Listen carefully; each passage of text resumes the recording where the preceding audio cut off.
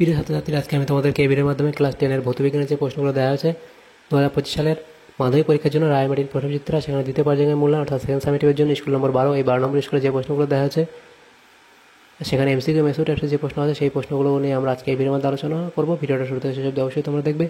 আর channel যদি নতুন হতে অবশ্যই চ্যানেলটা সাবস্ক্রাইব করে রাখবে পরবর্তী স্কুলের প্রশ্ন উত্তরগুলো পাওয়ার জন্য।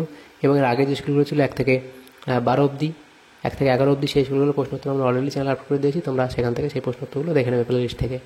তো এখানে দেখো 12 নম্বর স্কুল, সেখানে গ্রুপ এ এর মধ্যে যে 7টা এমসিকিউ প্রশ্ন আছে, এই এমসিকিউ প্রশ্নগুলোর উত্তর তোমাদের বইতে দেওয়া আছে, তোমরা বই থেকেও দেখে নিতে পারো অথবা এখান থেকে দেখে নিতে পারো। প্রথম প্রশ্ন, 12 গ্রাম কার্বনের দহনের ফলে উৎপন্ন CO2 এর ওজন কত হবে? তো এখানে তোমাদের হবে অপশান বি অর্থাৎ 44 গ্রাম। এবং এর পরের যে প্রশ্ন দেখো সেখানে কি বলা আছে, কোন পদার্থের উষ্ণতা বাড়লেও দৈর্ঘ্য কার্যত সমান থাকে? এটা হবে অপশান ডি অর্থাৎ ইনভার। নেক্সট প্রশ্নে বলা আছে একটি 240 ভোল্ট 60 ওয়াট বাতির রোধ হবে কত? এখানে হবে 960 ওহম, তাহলে অপশান বি হবে সঠিক উত্তর। নেক্সট প্রশ্নে বলা আছে ওহমের সূত্রের VI লেখচিত্রের প্রকৃতি হলো সরলরৈখিক, অপশান এ হবে সঠিক উত্তর। নেক্সট প্রশ্ন, কোনটির জলীয় দ্রবণ মৃদু তড়িৎ বিশ্লেষ্য? কোনটির জলীয় দ্রবণ মৃদু তড়িৎ বিশ্লেষ্য? এটা হবে CH3COOH, অপশান বি।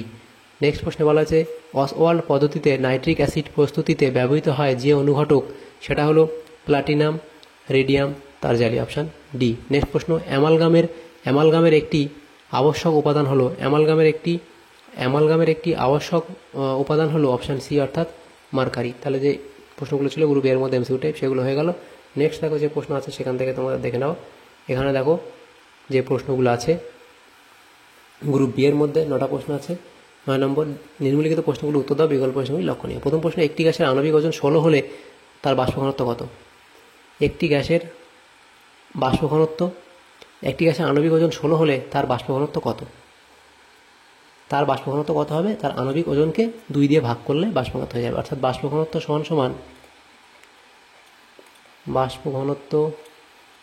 সমান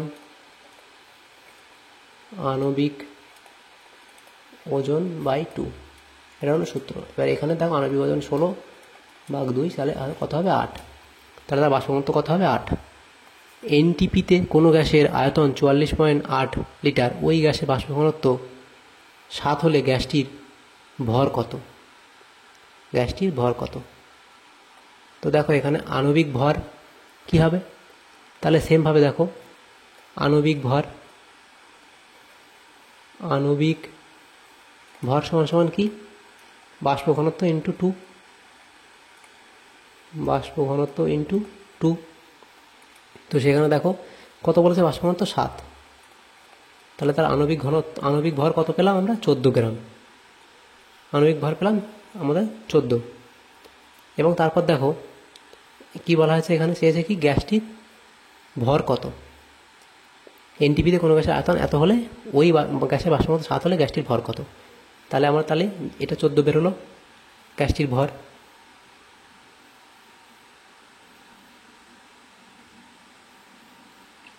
এবার দেখো 44.8 লিটার গ্যাসের মোল সংখ্যা, 44.8 লিটার গ্যাসের মোল সংখ্যা সমান কত? মোল সংখ্যা হচ্ছে 44.8 বাই 22.4 সমান 2। অতএব গ্যাসটির ভর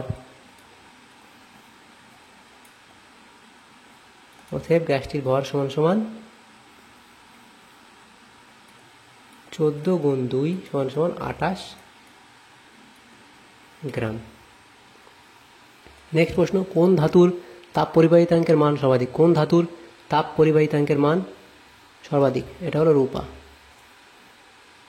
রূপার তাপ পরিবাহিতাঙ্ক মান সর্বাধিক, AG। নেক্সট প্রশ্ন, পদার্থ সত্য না মিথ্যা লেখো। পদার্থ বিবৃতি সত্য না মিথ্যা লেখো। বালুচক্রের ঘূর্ণন সমমুখী তড়িৎ প্রবাহ ঘটে, এটা হলো সত্য। নেক্সট দেখো 2.4 প্রশ্নে কি বলা আছে, একটি তরলের উদাহরণ দাও যা তাপের সুপরিবাহী, এটা হলো পারদ। নেক্সট প্রশ্ন, 3 পিন প্লাগের কোন পিনের মাধ্যমে আর্থের সঙ্গে সংযোগ স্থাপন করা যায়? এটা হবে বড় ও মোটা, বড় ও মোটা পিনটি আর্থের সঙ্গে সংযোগ স্থাপন করে। নেক্সট প্রশ্ন দেখো, শূন্যস্থান পূরণ করো। রোধের অনন্যককে বলা হয় কি বলা? রোধের অনন্যককে বলা হয় পরিবাহিতাঙ্ক।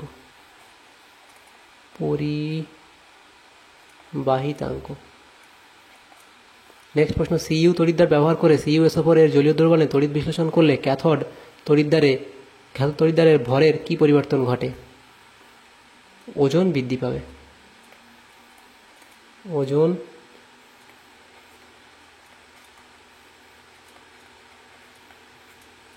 বৃদ্ধি পাবে। নেক্সট প্রশ্ন, তড়িৎ বিশ্লেষণের সময় কোন তড়িৎদ্বারে জারণ বিক্রিয়া ঘটে? এটা হবে অ্যানোডে জারণ বিক্রিয়া ঘটে।